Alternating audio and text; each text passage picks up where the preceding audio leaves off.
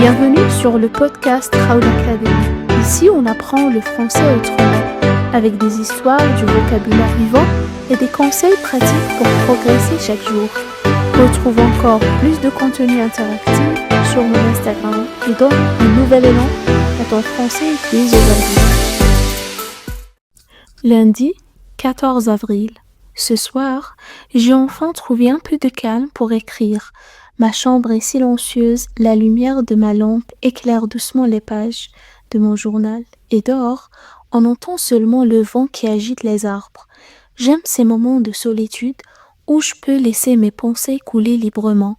Sans peur du regard des autres, écrire m'aide à comprendre ce que je ressens vraiment. Depuis quelque temps, je me sens étrangement partagée entre la joie et la tristesse. Le matin, quand je me réveille, j'ai souvent une boule dans la gorge, sans savoir pourquoi. Parfois, j'ai envie de pleurer, sans raison apparente, et pourtant, il y a aussi des jours où tout me semble beau. Un sourire, une chanson, un rayon de soleil sur ma peau suffisent à me rendre légère. C'est étrange de se sentir si changeante, comme si mes émotions étaient des vagues qui montent et descendent sans prévenir. Aujourd'hui, au lycée, j'ai eu l'impression que tout le monde allait bien, sauf moi. Les autres riaient, parlaient fort, faisaient des projets pour le week-end. Moi, je restais un peu en retrait. J'avais envie de participer, mais je n'y arrivais pas.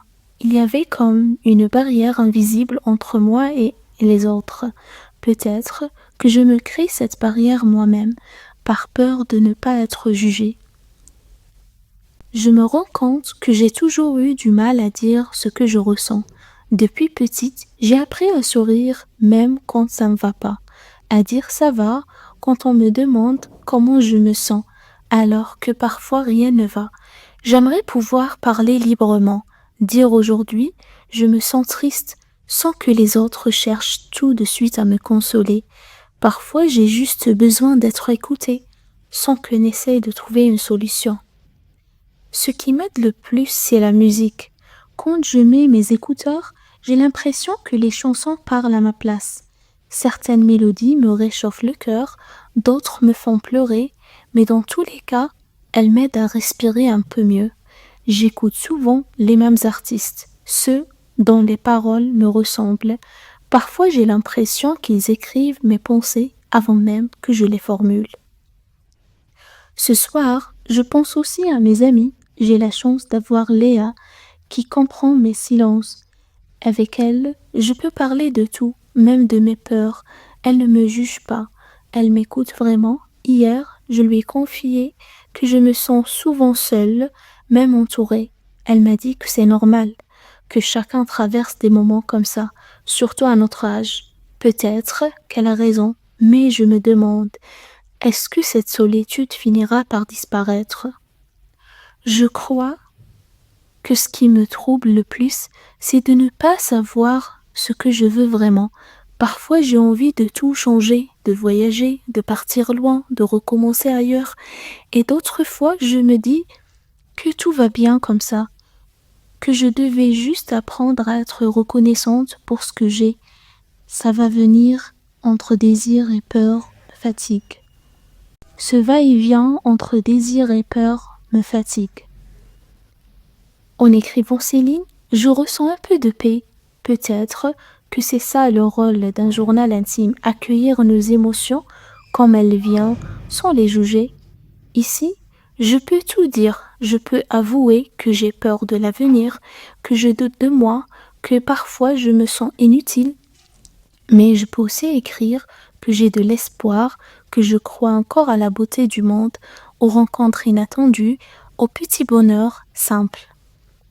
Je me souviens d'un jour de la pluie la semaine dernière, tout semblait gris et j'étais d'une humeur terrible. En rentrant, j'ai croisé une vieille dame qui promenait son chien. Elle m'a souri, un sourire sincère, doux, ce geste minuscule m'a réchauffé le cœur. J'ai compris ce jour-là qu'un simple regard peut changer une journée. C'est peut-être pour ça que j'aime observer les gens. On trouve dans leur visage des traces d'histoire, de courage, de tristesse, de joie. Avant d'éteindre la lumière, Je me relis, j'ai écrit beaucoup plus que je le pensais. Ce journal est comme un miroir dans lequel je découvre peu à peu qui suis-je. Je crois que je ne veux plus fuir mes sentiments, même les plus sombres. Elles font partie de moi. Alors, ce soir, je choisis d'accueillir ce que je ressens, la fatigue, la mélancolie, mais aussi la tendresse et la gratitude. Je ne sais pas ce que demain me réserve, mais je sais que je suis en train d'apprendre à m'écouter, à m'aimer un peu plus. Et c'est déjà un bon début. Bonne nuit, Clara. Ta présence ici me fait super plaisir. Si tu veux soutenir cette aventure, un petit clic sur j'aime, abonner et un partage à ton entourage, c'est le plus beau des encouragements.